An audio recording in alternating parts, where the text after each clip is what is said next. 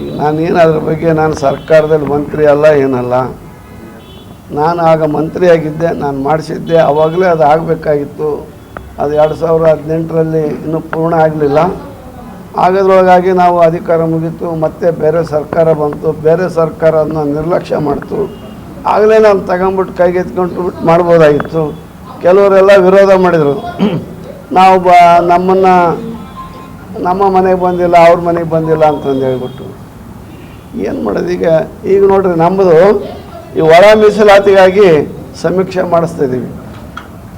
ಬರೀ ಕೇವಲ ಒಂದು 60,000 ಜನ ಶಿಕ್ಷಕರಿಂದ ಮಾಡಿಸ್ತಾಯಿದ್ದೀವಿ. ಅದೇ ವಿಪರೀತ ಗೊಂದಲಾಗಿಬಿಟ್ಟಿದೆ. ಇನ್ನೂ ಸರಿಯಾಗಿ ಆಗ್ತಾಯಿಲ್ಲ, ಏನಿಲ್ಲ, ನೆಟ್ವರ್ಕ್ ಇಲ್ಲ, ಸರ್ವರ್ ಬಿಜಿ. ಒಂದು ಕುಟುಂಬವನ್ನು ಸಮೀಕ್ಷೆ ಮಾಡಲಿಕ್ಕೆ ಸುಮಾರು 30 ನಿಮಿಷ ಬೇಕು, ಒಂದೊಂದು ಗಂಟೆ ಬೇಕು. ಅದು ಮೊಬೈಲು ಆಮೇಲೆ 4G ವರ್ಷಸ್ ಮೇಲೆ ಇರಬೇಕು. ಅದು ಐತೋ ಇಲ್ವೋ ಗೊತ್ತಿಲ್ಲ. ಶಿಕ್ಷಕರ ಹತ್ರ ಸಾಮಾನ್ಯದಿರುತ್ತೆ. ಈಗ ಅನೇಕ ನಾವು ಗೊಂದಲಗಳನ್ನು ಇದು ಮಾಡಿಬಿಟ್ಟಿದ್ದೀವಿ, ಸಮಸ್ಯೆಗಳನ್ನು ಇದು ಮಾಡ್ಕೊಂಡಿದ್ದೀವಿ. ಈ ನಗರ ಪ್ರದೇಶದಲ್ಲಿ ಸರ್ಕಾರಿ ಶಿಕ್ಷಕರಿಲ್ಲ, ಅದೊಂದು ದೊಡ್ಡ ಕೊರತೆ. ಅದನ್ನು ಖಾಸಗಿ ಅವರಿಂದ ಕರ್ಕೊಂಡು ಮಾಡೋದಲ್ಲ ಅದು ಕೆಲಸ. ಆಮೇಲೆ ಇದ್ದಾಗ ಆಶಾ ಕಾರ್ಯಕರ್ತೆಯರನ್ನ ಮತ್ತು ಅಂಗನವಾಡಿ ಕಾರ್ಯಕರ್ತೆಯರನ್ನ ಇವ್ರನ್ನ ಬಳಸ್ಕೊಂಡು ಈ ಒಂದು ಮಹಾನಗರ ಪಾಲಿಕೆ ಅವ್ರು ಮಾಡ್ತಿದ್ದಾರೆ. 27ನೇ ತಾರೀಕು ಕೊನೆ. ಅದು ಮೇ 5ರಿಂದ 22ವರೆಗೂ ಮಾಡ್ತೀವಿ. ಜೂನ್ 22ವರೆಗೂ ಮಾಡ್ತಲೇ ಇದ್ದೀವಿ. ಇನ್ನೂ ಮುಗಿತಾನೇ ಇಲ್ಲ. ಸಮಯ ಮುಂದಕ್ಕೆ ಹೋಗ್ತಾನೆ ಇದೆ, ವಿಸ್ತರಣೆ ಆಗ್ತಾನೆ ಇದೆ. ಇಲ್ಲ, ಇನ್ನು ವಿಸ್ತರಣೆ ಆಗಬಾರ್ದು. 22ಕ್ಕೆ ಮುಗಿಬೇಕು.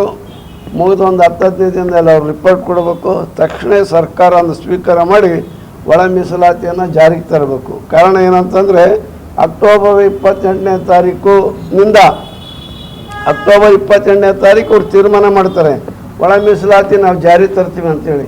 ನಾವು ಅದಕ್ಕಿಂತ ಮುಂಚೆ ಒಂದು ಮನವಿ ಕೊಟ್ಟಿರ್ತೀವಿ, ಯಾವುದೇ ಹುದ್ದೆಯನ್ನು ಕೂಡ ತುಂಬಬಾರ್ದು, ಹುದ್ದೆಗಳನ್ನು ತುಂಬೋದನ್ನು ಸ್ಥಗಿತಗೊಳಿಸಬೇಕು. ಒಳ ಮೀಸಲಾತಿ ಜಾರಿ ಆದಮೇಲೆ ಹುದ್ದೆಗಳನ್ನು ತುಂಬಬೇಕು ಅಂತಂದೇಳಿ ನಾವು ಮನವಿಯನ್ನು ಕೊಡ್ತೀವಿ, ಒತ್ತಾಯವನ್ನು ಮಾಡ್ತೀವಿ ಸರ್ಕಾರಕ್ಕೆ.